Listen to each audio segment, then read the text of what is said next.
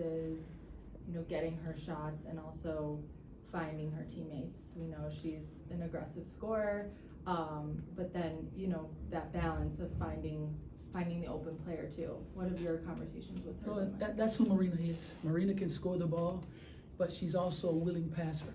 Whenever she creates, she tries to find. Probably one of the best in transition of finding people running, kicking it up early and making the correct pass. Marina is a scorer, but she's also a willing passer.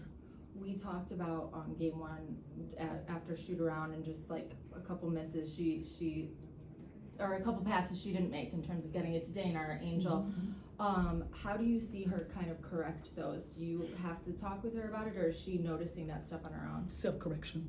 Once you recognize it, recognition, and then recognize it, and then allowing your teammates to know, hey, I missed you, I'll get you on the next one. So she recognizes the pass that should have been made and definitely ready to make it if it presents itself again. And then just one more quick one for me. In terms of this team kind of finding or understanding each other's spots, understanding where and when to make those passes, how do you kind of, establish that understanding of each other where everyone finds their spots on the floor? Is it only in game situations, or how can you kind of like speed up that process? It's practice, it's reps. It's practice, it's reps, it's getting to know teammates through your practice regimen. Whatever we're going through, you're learning everybody every single day. There's something to learn all the time about your teammates. And we are new to each other all the way around the board. So we're all learning. We're all learning. We do that through the reps in which we have in practice. And those practice things carry over into games. We don't wait for games, we do it in practice.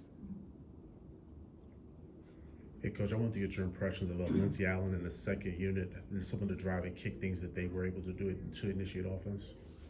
Great second unit. You're a great team when you have a second unit that can come in and play the way that they do. Lindsey is a great conductor, floor general who gets the job done. She knows how to get into that paint. If she draws, she knows who she's looking for to find. She's able to read and react, and that's a good thing. When you're able to read, react, and then inject yourself, that's a huge positive from that position. And then a quick follow-up. Angel, second half, I thought she really overcame a lot of adversity from the first half. Can you just give your general assessment of her performance? It's a feel. Once you get a feel for what's happening and where your fit is, she's going to work hard. She's going to work hard all day long, every practice, every game. She's going to give everything she has. So she's just trying to find her fit, and when she finds it, she releases. Thank you. Anyone else? All right, we'll go to Zoom. We'll start with Carly, then Jordan. Hey, Coach. Hey, Coach. Just one question for you. How would you assess Dana's offensive leadership? I know it's only been a game, but just her leadership on the offensive side of the ball. She's doing exactly what we asked her to do. She's getting everybody involved, and she knows when to inject herself. Dana's a scorer as well. When you're asked to do something that's a little bit different than what you're used to, accustomed to, getting everybody involved, the playmaker position is a little bit different. It's a different mindset, and she's taking on the challenge of getting everybody in order and making sure everybody touches the ball. And then when she injects herself, that's when we are a much better basketball team.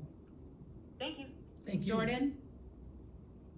Hey, Coach. Hope you're doing well today. Thank you. I wanted to ask about Diamond DeShields. Obviously, you mentioned on Wednesday that you're still trying to work her back and everything. So just tell me, do you have a time frame in which she'll be back to playing regular, consistent minutes, especially in the fourth quarter?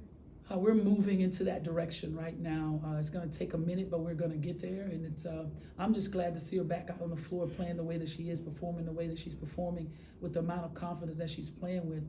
So it's huge just to see her back out there. But trust me, it's hard for a coach to know that there are limited minutes for a player like Diamond in the way that she's playing. But she's moving in the right direction, and she's getting tremendously healthy. And that's what's more important than anything. Thank you. Thank you. Alyssa. Hi, Coach. Hi, how are you? I'm good. Just a follow-up on Diamond. What types of things are you guys monitoring for her before she's clear for full minutes, whether that's in practice or just in general? We're just trying to get her healthy. Thank you. Thank you. Lastly on Zoom, Steven. Hey, Coach, how you doing today? I'm awesome. You? Great, I'm great.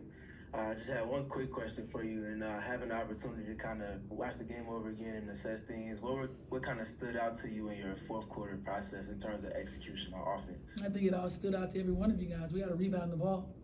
In the last 5 minutes, we have to be better. We have to dominate those minutes. Instead, we were up 4 with 5 minutes and so many seconds to go. and Dallas actually dominated those minutes. We have to. Thank you. Thank you. You wrap up some person? Yeah, I do, actually do. Teresa, you led your New York Liberty team. What's it like leading your peers as a head coach? It's, you know, Fran, it's almost the same for me, just a little bit different. I didn't have to come up with the schemes as a point guard. I just had to make sure that they were implemented during the time of play. So it made it a little bit different for me to make sure everybody's in a position to be successful. So now it's about putting the schemes together, putting everybody in a position to be successful. And when they walk on the floor, they're able to implement it with no problem, no issues. They're comfortable, they're at ease, and they're confident doing it. So that's the one thing I really enjoy doing. It's fun doing it, but that's the difference in being a playmaker and a head coach. Last question. Sometimes for coaches, it's better not to have all the pieces because you can kind of figure out what you want to do. You have a loaded team in so many ways. Is that a good thing, or does it make it more challenging? It is a great thing, yet it is a challenge. And as you all know, we have to get healthy. And when we get healthy, we believe we'll be one of the most dominant teams in this business. But it's a matter of putting it together. It can look as good as it wants to on paper, but it's a matter of us putting it together, and we're pretty pleased with where we are, but we just have to get healthy.